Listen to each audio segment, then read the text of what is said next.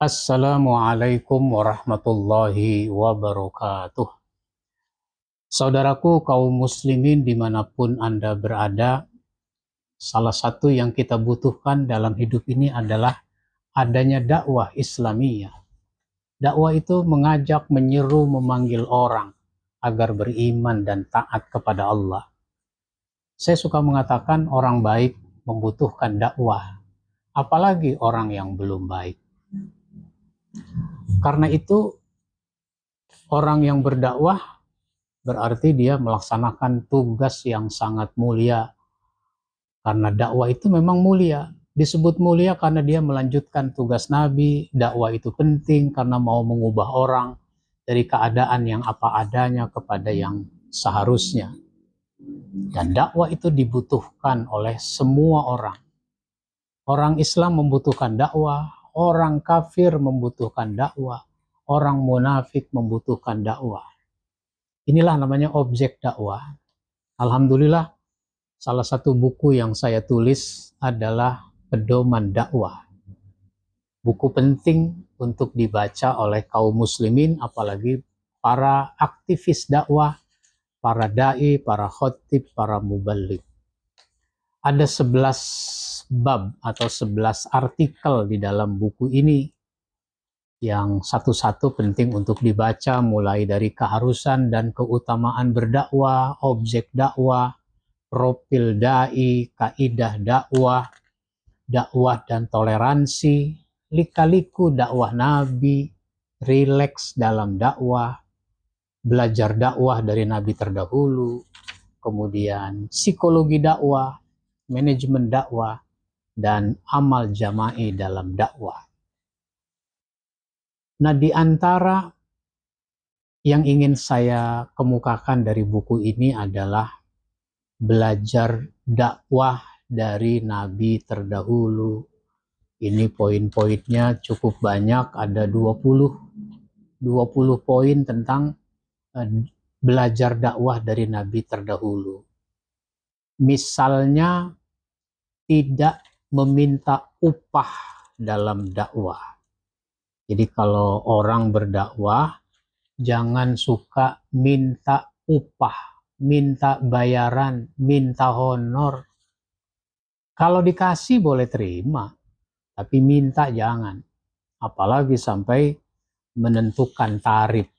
Dakwah jangan menentukan tarif. Dan kaum muslimin yang menyelenggarakan aktivitas dakwah, masjid, musola, majelis taklim, ya tidak usah bertanya kepada ustadz yang mau diundang. Pak Ustadz, kalau ngundang Ustadz bayarnya berapa? Gak usah bertanya seperti itu. Dan saya pun sulit menjawabnya kalau ditanya seperti itu. Karena Ustadz kadang-kadang sulit menjawabnya, akhirnya apa? Dia punya manajemen, disebutnya manajemen. Dia punya staff manajemen. Manajemen itulah yang menjawab.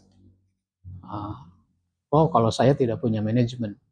Jadi saya memanage diri saya sendiri di dalam rangka berdakwah.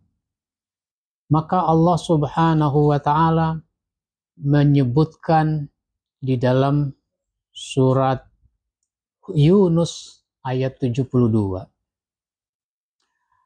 A'udzubillahi minasyaitonir rajim. Fa in tawallaitum fama sa'altukum min ajrin in ajriya illa 'alallah wa umirtu an akuna minal muslimin. Jika kamu berpaling dari peringatanku, aku tidak meminta upah sedikit pun daripadamu. Upahku tidak lain hanyalah dari Allah saja. Dan aku disuruh supaya aku termasuk golongan orang yang berserah diri kepadanya. Nabi Nuh juga berkata seperti itu. Wa ya qaumi la as'alukum alaihi mala in ajriya illa 'alallah wa ma ana bitaridil ladzina amanu innahum mulaqu rabbihim walakinni arakum qauman tajhalun. Dan dia berkata, hai kaumku, aku tidak meminta harta benda kepada kamu sebagai upah dari seruanku. Upahku hanya dari Allah, dan aku sekali-kali tidak akan mengusir orang-orang yang telah beriman. Sesungguhnya mereka akan bertemu dengan Tuhannya, akan tetapi aku memandangmu suatu kaum yang tidak mengetahui. Nah, oleh karenanya berdakwah itu tidak menghalalkan segala cara.